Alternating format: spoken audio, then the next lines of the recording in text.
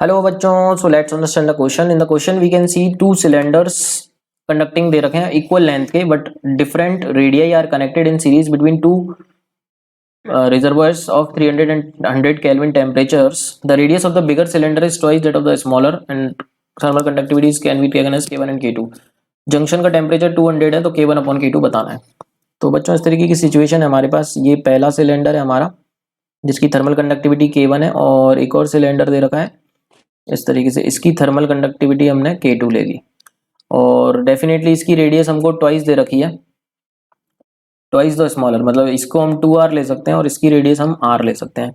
और इसके इस साइड हमने टेम्परेचर मेंटेन रखा है T1 विच इज़ 300, और इसके इस साइड हमने टेम्परेचर मेंटेन कर रखा है दैट इज 100। सो बच्चों हीट फ्लो होगा हाई टेम्परेचर से लो टेम्परेचर इस तरीके से, ठीक है। अब बच्चों स्टेडी स्टेट में हमको दे रखा है जंक्शन जो है उसका टेम्परेचर, मतलब ये जो पॉइंट है इसका टेम्परेचर दे रखा है 200 केल्विन।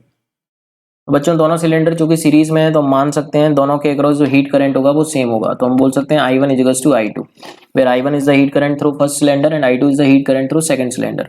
अब I1 का एक्सप्रेशन हम कैसे लिखते हैं बच्चों, delta T upon L by K, temperature difference upon thermal resistance, और थर्मल रेजिस्टेंस की वैल्यू हम ले सकते हैं L बाई के। तो दोनों के लिए बच्चों ये टर्म हम इक्वेट कर सकते हैं L बाई के, delta T by L by के। सो फर्स्ट इसके अक्रॉस हम टेम्परेचर डिफरेंस देखेंगे तो कितना हो जाएगा 300 माइनस 200 अपॉन इसकी लेंथ, दोनों की लेंथ सेम दे रखी है L अपॉन, लेकिन थर्मल कंडक्टिविटी इसकी K1 ले लेते हैं। इसके लिए एक एरिया बच्चों इतना हम देखेंगे, जो हीट एंटर करेगी इतना एरिया उसको फेस करना पड़ेगा, that is pi r square.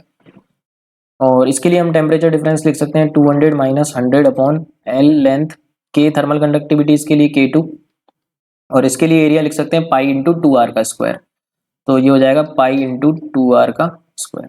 So 300 minus 200 will be 100 and 200 minus 100 will also 100, तो 100 तो कैंसिल हो जाएगा। यहाँ से हम देख सकते हैं लेंथ भी कैंसिल हो जाएगी, पाई भी कैंसिल हो जाएगा, और ये बनेगा बच्चों K1 अपॉन आर स्क्वायर, और ये बनेगा हमारा K2 अपॉन 4r स्क्वायर। तो आर स्क्वायर भी कैंसिल हो जाएगा, तो K1 अपॉन K2 कितना आ जाएगा बच्चों, 1 अपॉन 4। तो K1 अपॉन K2 ही हमसे पूछा गया था। एक मिनट, यहाँ पर बच्चों एक मिस्टेक हुई है, ये 4 ऊपर पहुँचेगा, ये 4 ऊपर पहुंचेगा और ये आर स्क्वायर भी ऊपर पहुंचेगा, तो आर स्क्वायर क्योंकि ये डेनोमिनेटर में है ना, डेनोमिनेटर के डेनोमिनेटर में है, तो K2 इंटू ये 4r square. So r square cancel हो जाएगा, तो K1 अपॉन K2 कितना आ जाएगा 4। तो 4 इज द करेक्ट आंसर बच्चों। I hope you understand the concept. Thank you so much and all the very best.